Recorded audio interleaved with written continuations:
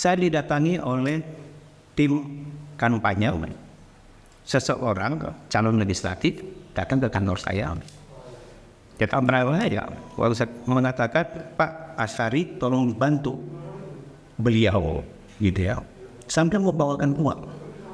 Ya langsung aja saya kata berapa? 750 sampai 1 M.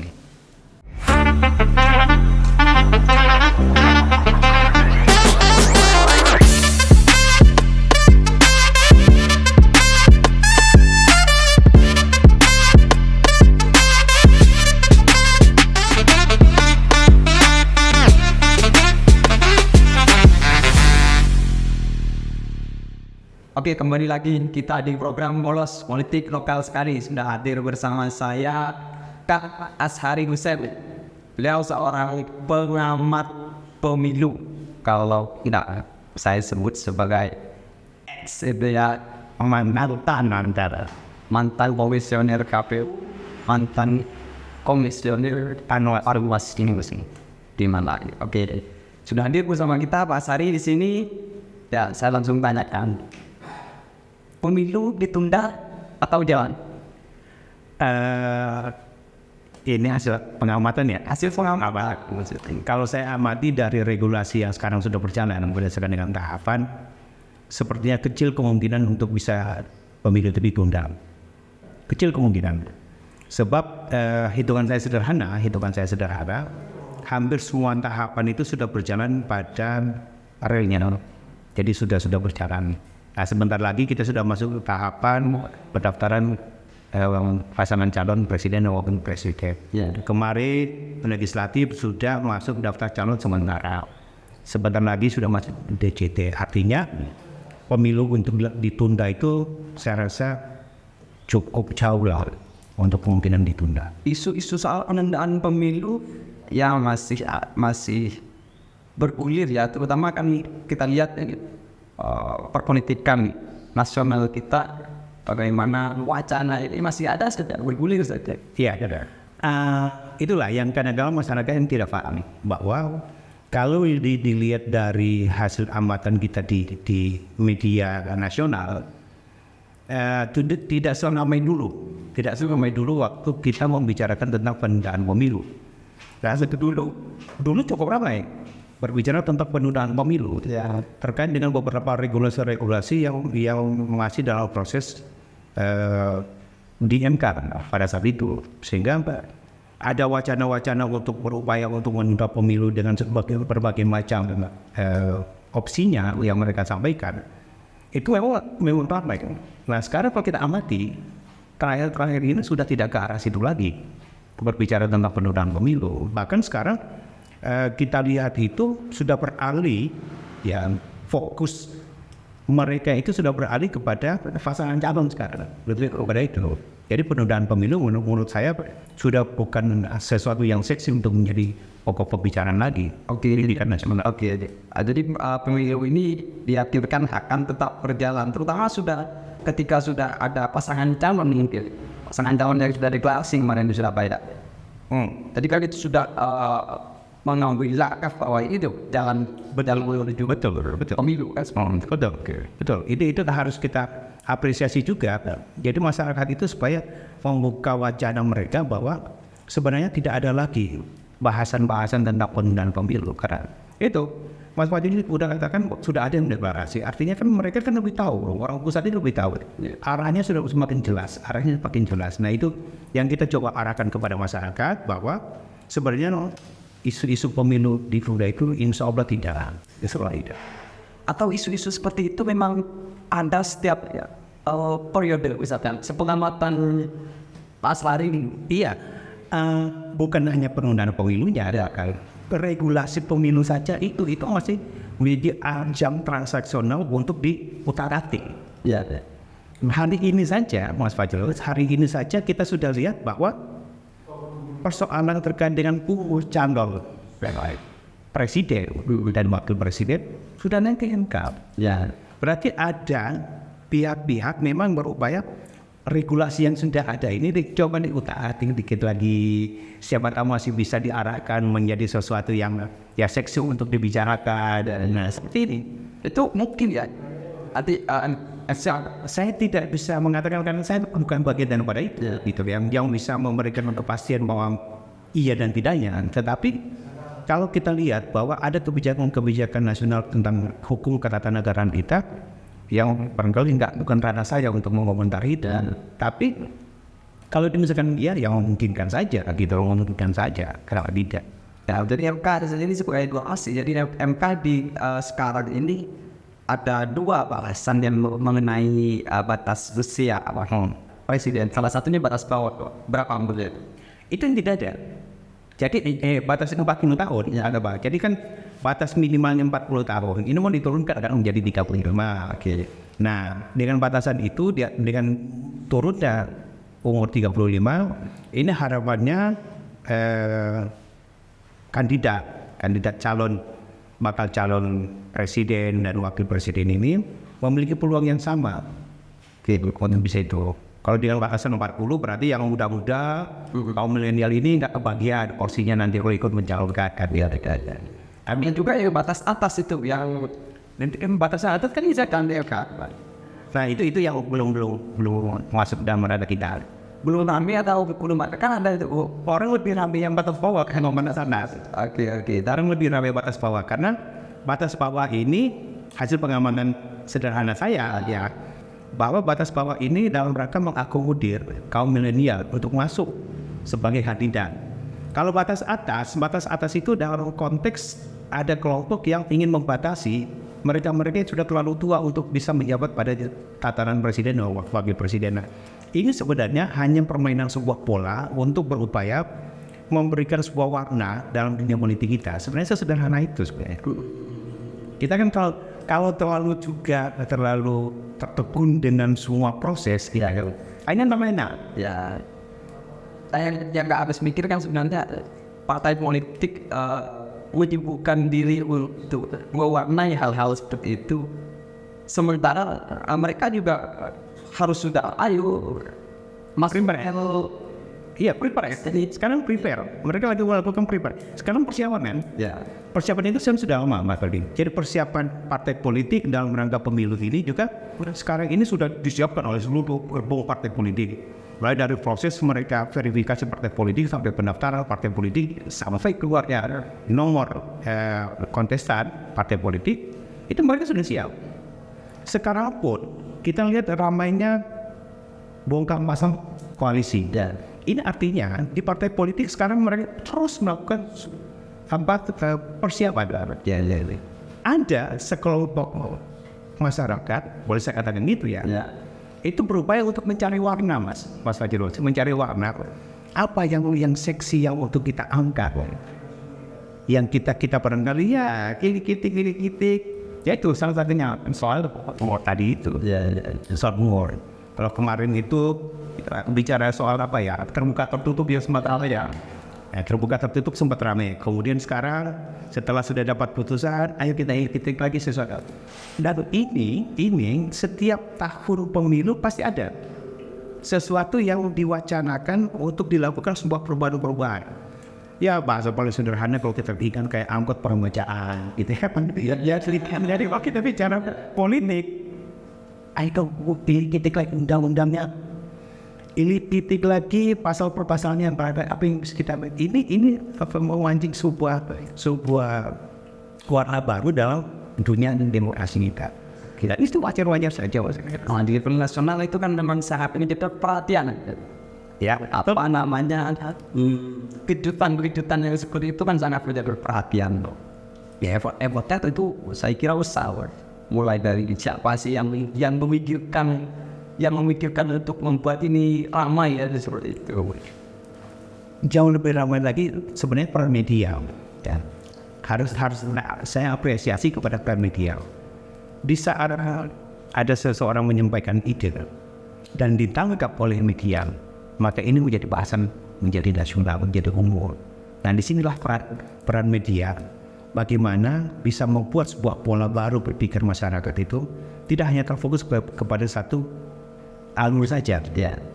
Pemilu itu hanya prosesnya dari daftar, kemudian verifikasi, kemudian verifikasi, kemudian kita lakukan proses pencoblosan. Tidak sesederhana itu. ada sekelompok masyarakat gitu ya, sekelompok orang yang mencoba untuk mencari warna baru, Nah, saya nggak kepingin warna baru ini berimbas di lokal, di kita kabupaten kota itu sekarang. Yang sebenarnya peta politik kita itu selama ini Kota Malang khususnya Mas ya, itu cukup adem ayem. Tidak ada yang terlalu vulgar untuk mengidolakan sesuatu ya, partai politiknya kah, calonnya kah, yang membuat ada gesekan konflik di internal sesama kita di masyarakat Kota Malang. Oke, pada periode sebelumnya 2 kali ya, periode di penyelenggara ini mulai dari KPU dan pengawas. Itu tensinya seperti apa di pileg, di pilkada? Memang sama, maksudnya hampir sama gitu. Jadi tensinya selalu ada margin yang disebutkan tadi. Atau dulu pernah misalkan tensinya pernah parah sehingga menjadi pelajaran di kemudian. Saya kalau berkaca dengan pengalaman saya selaku penyelenggara di Kota Malang khususnya, tensi politik kita itu tidak sepanas yang kita sering dengar sekarang itu di televisi. Oke. Enggak seperti itu. Kota Malang khususnya. Saya mengalami itu. Yang pertama waktu zaman saya ketua Panwaslu Kota pada saat itu. Tensi politik yang awalnya itu legislatif dan presiden itu adem ayem. Tidak ada sebuah gerakan-gerakan yang mengganggu proses demokrasi yang sedang berjalan pada saat itu. Tetapi waktu beralih pada konstelasi politiknya mengarah kepada pemilihan kepala daerah, di sini mulai ada. Kita ingat era tahun saya lupa, zaman pemilihan kepala daerah pada saat itu yaitu Bu Heri Puji, dan Bu Yayu, ya, kemudian Pak Anton, kemudian calon independen Pak Sahabat Didik, ya, Pak Dwi Richard Yodok, ya, dan 5 kalau nggak keliru pada saat itu. Konstelasi politik agak panas. Panasnya pada saat itu karena ada pasangan calon yang terpecah, ya, dari satu partai politik yang sama. Itu sedikit agak ramai waktu pilkada pada saat itu, dari pengalaman saya di Panwaslu, ternyata ini juga mampu kita sebagai penyelenggara meredam panasnya konflik politik di antara pasangan calon ini. Dengan saya berupaya, kami khususnya lembaga kami berupaya untuk memberikan pemahaman yang sama kepada dua kontestan ini. Apa Bawaslu kemudian masuk ke ranah kita punya tujuan untuk mensukseskan pilkada, pemilu. Itu memang sudah perintah undang-undang kepada kita penyelenggara, ya, bahwa ini harus sukses. Sukses itu salah satu indikatornya adalah tidak terjadinya konflik internal dan konflik yang meluas secara lokal di wilayah kita pada saat itu. Nah, suksesi ini berkait dengan para kontestan. Kontestan ini kan mau tidak mau kita harus rangkul mereka. Kita berupaya untuk memberikan pemahaman kepada mereka jangan sampai ada konflik. Kalau ada konflik maka berembet kepada pemilih. Oke.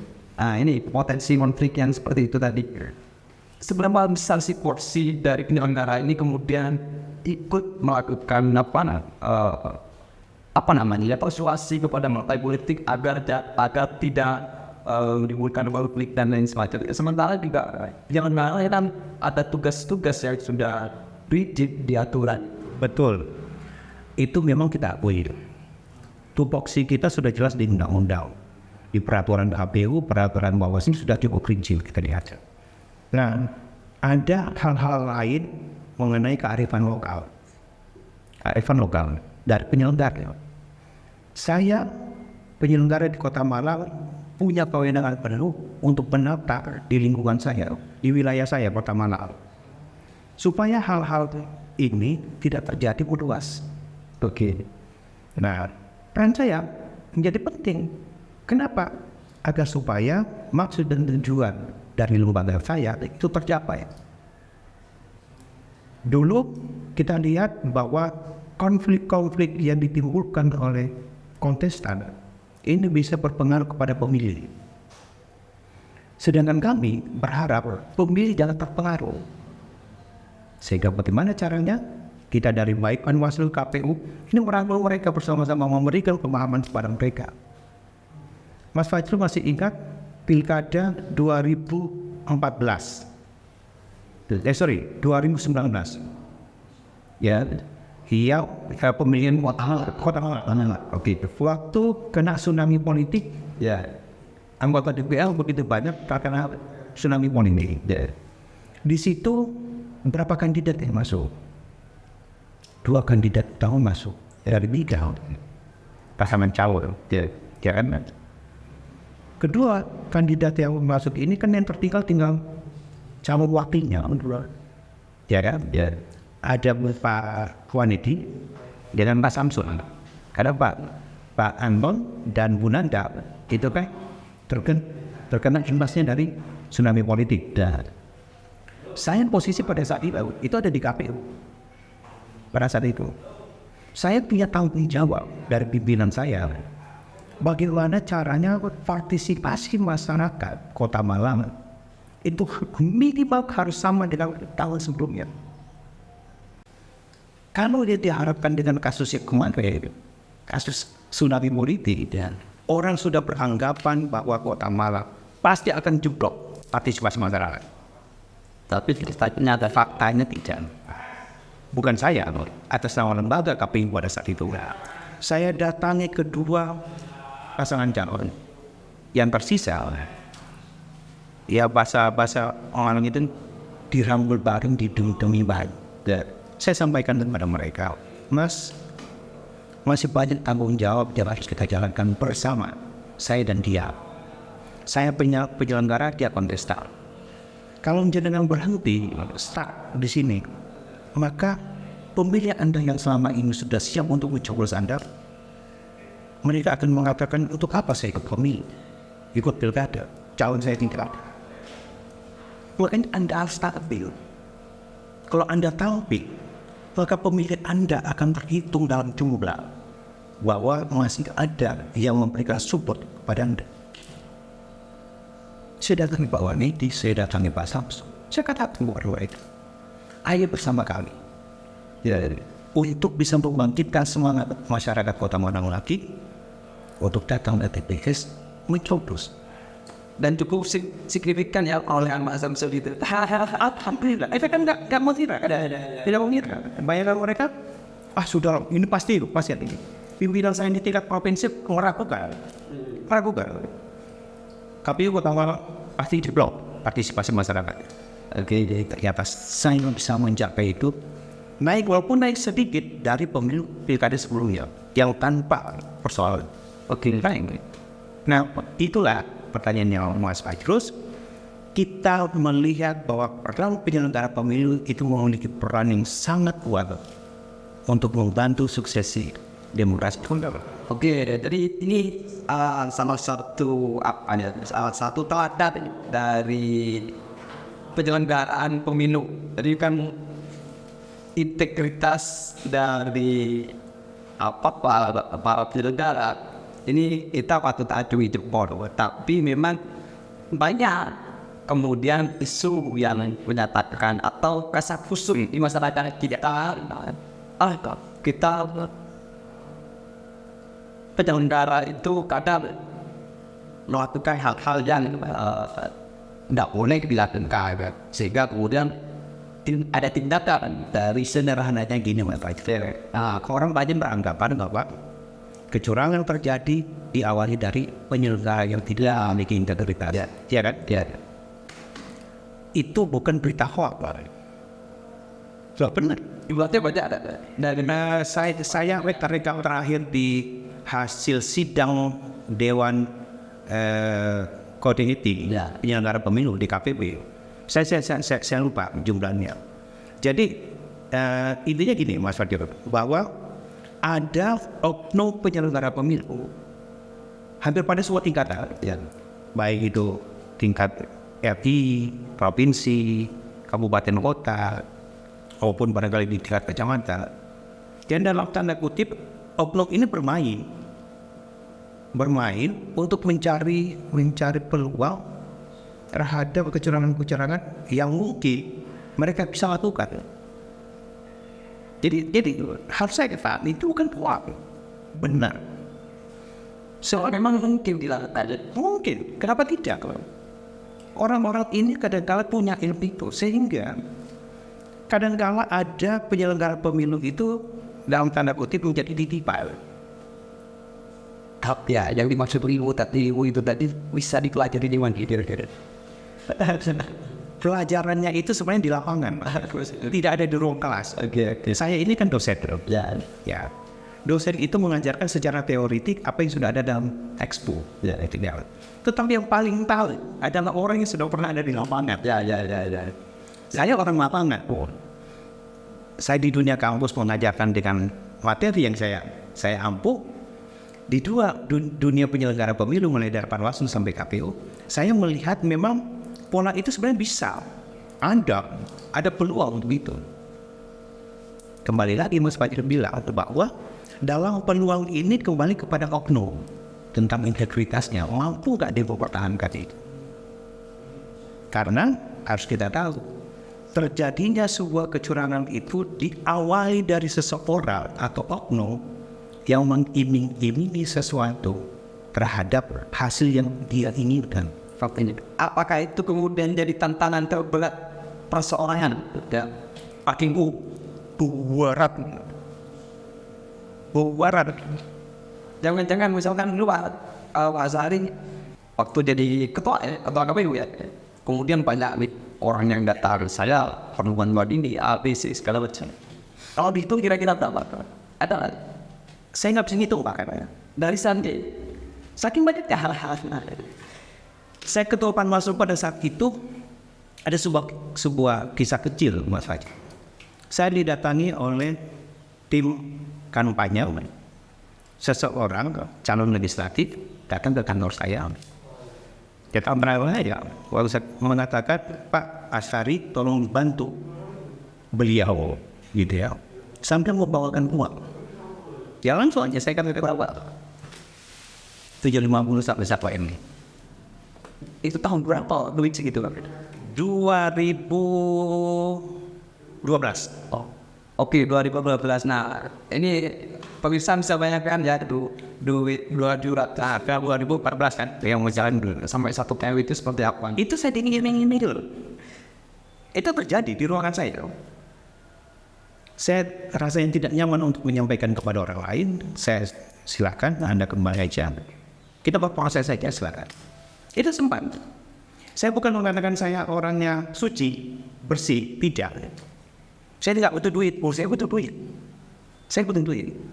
Tetapi kan sementara proses hati nurani saya mengatakan, kalau ini saya lakukan, maka demokrasi selama ini saya percoba untuk mengawal, sebagai pengawal demokrasi, maka hanya bikin sendiri ya. Ya saya sudah urusan dengan sendiri. Kami Mas Fajri sekarang penyelenggara sendiri sekarang mulai tangannya begini. Ada oknum. Saya sudah dapat beberapa orang. Saya prihatin. Itu prihatin.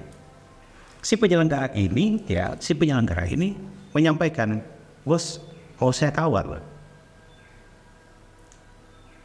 Awal sampai mas saya nggak tahu Walau saya nggak tahu dia mau kawal itu mengawal di mana, mau digiting mau digapa, saya nggak tahu.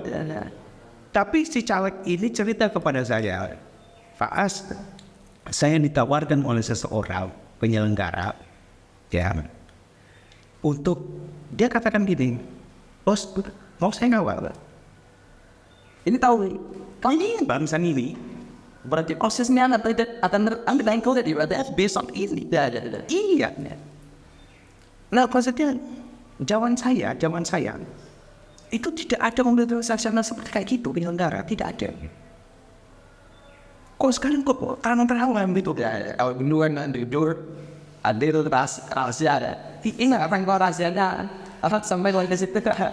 Ya, aku prihatin saja.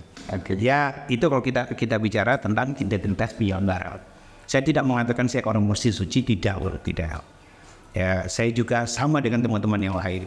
Banyak teman-teman mengatakan penyelenggara yang jauh lebih bersih. Hanya sedikit oknum 1-2 orang yang mencoreng lembaga kami. Kalau yang sering menjadi pembicaraan, yang sering jadi bahasan itu kan soal money politik, kemudian para kontestan itu memberikan money itu kepada masyarakat dengan nominal yang besar, yang menyalahi aturan, itu yang kemudian jadi money politik ya. Ya dan banyak orang tahu dan itu. Nah, kalau yang seperti tadi itu bisa disebut money politik atau apa itu? Minta bantuan kepada Yang jelas itu upaya suap, jelas ya. Upaya suap. Bagi penyelenggara itu memang proses yang sangat menghinakan lembaga. Orang yang melakukan berarti masuk kategori berupaya untuk melakukan proses money politik. Mas Fajrul, money politik itu sesuatu yang boleh katakan abu-abu untuk kita bicarakan. Oke. Hitam enggak, putih enggak. Money politik itu. Kenapa?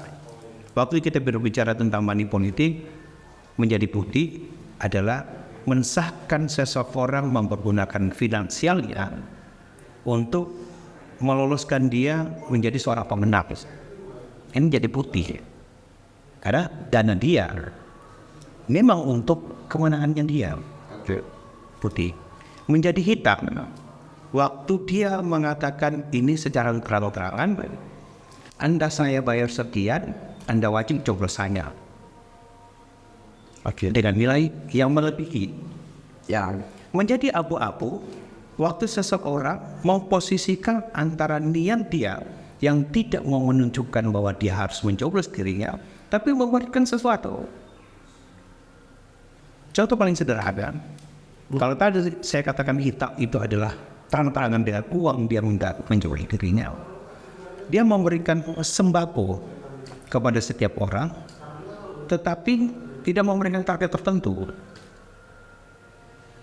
Dari nilai yang diwajibkan, batas minimal yang diwajibkan, dia mengambil jatah minimalnya, tetapi berlebihan dalam memberikan. Berlebihan dalam memberikan.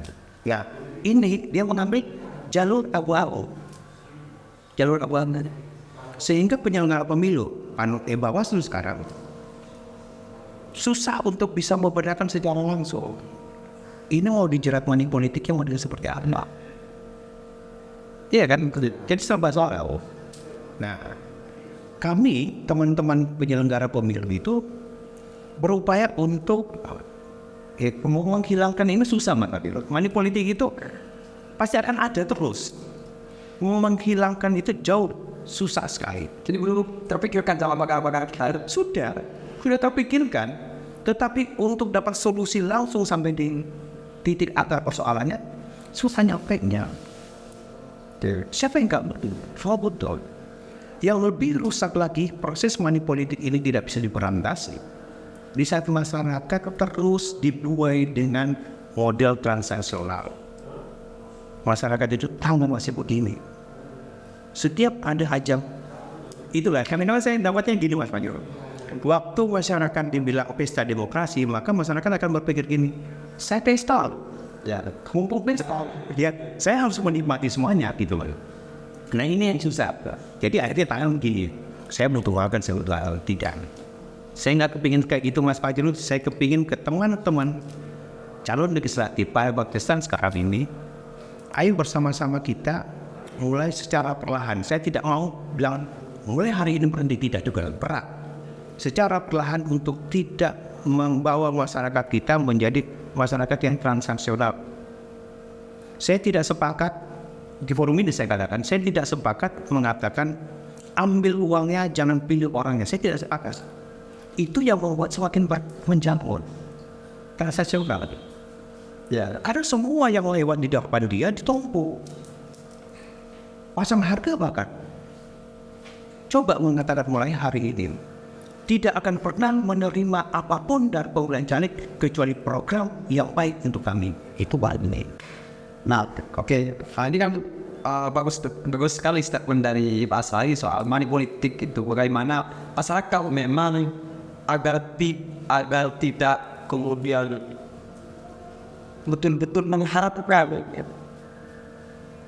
money itu dari para kontestan politik.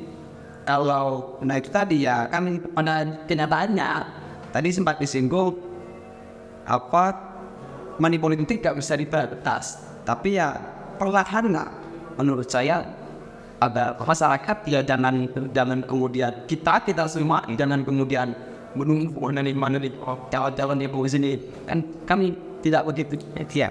Nah ini yang harus kita edukasi. Saya berharap di forum kita ini, di podcast kita ini menjadi bahan edukasi buat masyarakat, bahwa pesta demokrasi di negeri kita, pesta demokrasi di Kota Malang itu bukan ajang transaksional untuk mendapatkan berkah politik kita dengan meminta kepada para kontestan. Tapi yang kita harapkan adalah para kontestan ini menyajikan sesuatu produk yang baik yang bisa dinikmati masyarakat itu bukan hanya pada hari itu, tetapi seterusnya. Oke, dan itu bisa dilakukan dengan kontrak misalnya. Kontrak politik itu jauh lebih baik daripada kontrak baik pokok, daripada kontrak dengan uang. Jauh lebih baik. Contoh paling sederhana, ada seorang caleg memberikan kontrak politik dengan masyarakatnya dalam kontes di awal kampanye. Dalam kontrak politiknya dia mengatakan, apabila saya jadi, maka program-program kerja di wilayah Anda menjadi tanggung jawab saya. Pembangunan di wilayah Anda menjadi tanggung jawab saya, karena saya adalah warga dapil sini yang akan mengutang dana itu. Bila disetujui, saya siap menandatangani kontrak politik ini dan saya akan menjawab apabila saya jadi. Ini jauh lebih baik daripada menerima peluang dan menjanjikan dengan mau secara langsung. Oke, Ini baik. Dan saya harapkan masyarakat kita ajarkan ini untuk menerima tanggung jawab ini, memberikan tanggung jawab ini kepada calon legislator. Nah, calon legislator kita ini juga harus bertanggung jawab terhadap kontrak yang mereka buat. Jangan begitu kontrak sudah dibuat kemudian ditinggalkan. Nah, ini juga yang kita harapkan. Sehingga ini menjadi bahan evaluasi kita ke depan, Mas Pakrus, supaya pesta demokrasi yang kita jalankan di Kota Malang ini ya sudah semakin bergeser dari dunia transaksional menjadi dunia transaksi terhadap program kerja yang terbaik dan pada calon legislatif itu. Itu tadi sudah banyak bahasan dari Pak Said. Jadi kalau melihat situasinya yang seperti itu, bagaimana sih kira-kira peluang di legislatif dan hadir peluang para incumbent yang akan berkontestasi besok 45 anggota dewan memiliki peluang yang sama untuk bisa jadi ladut. Tetapi jangan dilupakan, newcomer, pendatang baru, calon legislator baru itu juga tidak sedikit memiliki potensi yang sama dengan mereka. Harus kita akui itu. Ada indikator-indikator seorang incumbent yang sekarang legislator itu yang mungkin bisa tidak terpilih besok pun karena beberapa hal yang saya sudah amati. Yang pertama, kurang turun bawah, kurang bermasyarakat. Program kerja yang diharapkan masyarakat tidak terrealisasi. Dia hanya fokus kepada konstituennya saja sendiri. Contoh paling sederhana, Kedung Kandang, karena kita wilayah Kedung Kandang. Kedung Kandang ini kemarin ada 10 calon legislatif, anggota DPR kita ada 10 orang. Berarti dapil Kedung Kandang harusnya dia bisa merabol semuanya. Tidak memandang Anda itu di kelurahan mana, RW mana, harusnya dia. Tetapi banyak kita lihat para legislator kita itu dia milih-milih tempat. Itu bukan lugu suara saya. Saya dulu nggak dapat suara di situ. Nah, orang-orang yang seperti ini, saya takutkan dia tidak akan mendapatkan apresiasi dari masyarakat. Dia akan mengalihkan suaranya untuk legislator yang baru. Oke, sepengalaman Pak Sarin dari 45 atau dari skup kecil misalkan di daerah yang Kedung Kandang 10 legislator, persentasenya seperti apa nanti di Kota Malang? Masih sama-sama kuat sih Mas Paculus. Incumbent itu sekarang ini saya lihat masih sama-sama kuat, punya konstituen masing-masing, punya konstituen masing-masing. Tapi itu kembali lagi, newcomer ini yang seru, mereka juga punya kekuatan baru juga, Yang tampil besok ini adalah orang-orang dengan visi-visi yang baik, yang bagus, yang lebih bermasyarakat.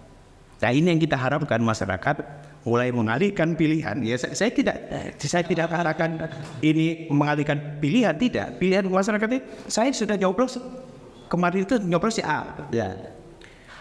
Kemudian setelah masa 5 tahun si A ini sudah tidak mengamanatkan keinginan kami, masyarakat kami. Oke, saya alihkan dong pilihan saya kepada siapa? Kepada orang-orang baru yang mau membawa aspirasi kami.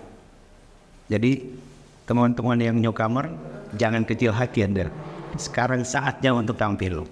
Ini cara dukungan Anda. Oke, satu permasalahan lagi sebenarnya. Jadi kalau saya melihat ada fenomena memang dari partai politik yang kemudian mempunyai satu calon emas atau dikatakan anak emas ya, yang mereka mendapatkan sponsorship dari Privilege lah. ya dari partai misalkan. Kalau di sini daerah sini ini nih yang bagian dari kita. Itu pasti ada ya Mas Wagyu, pasti dan saya jamin itu, pasti saya jamin itu. Karena saya punya pengalaman untuk itu. Ada seorang pimpinan partai politik, setiap saya ketemu dengan dia bilang, Mas, nitip anakku ya.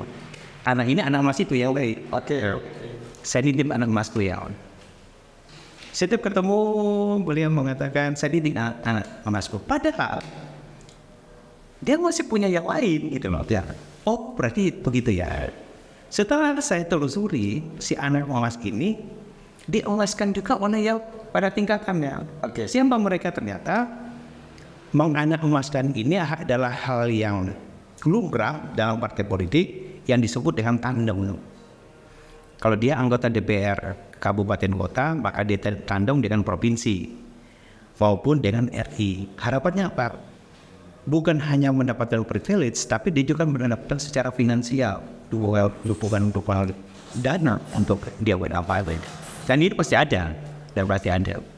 Dan saya yakini, kalau usah berkecil hati, teman-teman tetap semangat bahwa pesta demokrasi kita ini adalah pesta kita bersama yang kita harapkan semua hal-hal pelanggaran yang mungkin bisa terjadi itu bisa dieliminir oleh mereka-mereka yang punya visi-misi yang terbaik.